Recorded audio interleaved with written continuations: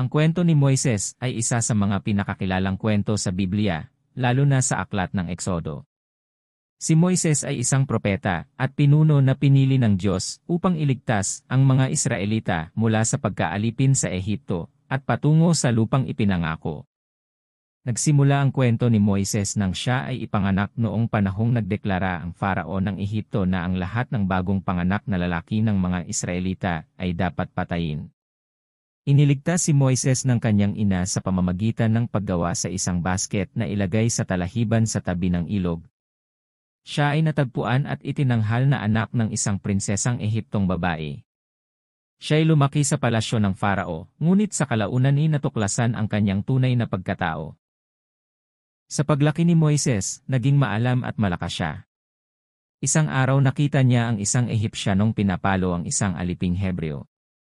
Nang makita niyang inaapi ang kanyang kapwa Hebreo, hindi niya napigilan ang kanyang galit at sa pagtatangka niyang ipagtanggol ang kapwa niya Israelita, ay napilitan siyang patayin ang Ehipsyano. Dahil dito, kinailangan niyang tumakas mula sa Ehipto upang makaiwas sa parusa ng Farao.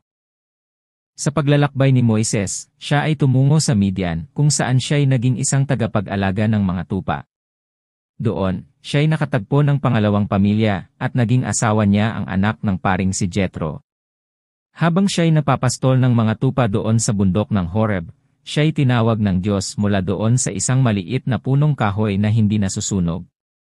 Pinahubad ng Diyos ang kanyang sandalyas sapagkat ang dakong iyon ay banal. Ipinahayag ng Diyos kay Moises ang kanyang plano na ililigtas ang mga Israelita sa Ehipto at patungo sa lupang pangako.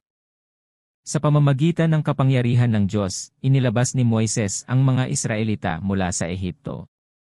Pinakita niya ang kapangyarihan ng Diyos sa pamamagitan ng mga himala sa Ehipto at nang matawid nila ang dagat na pula.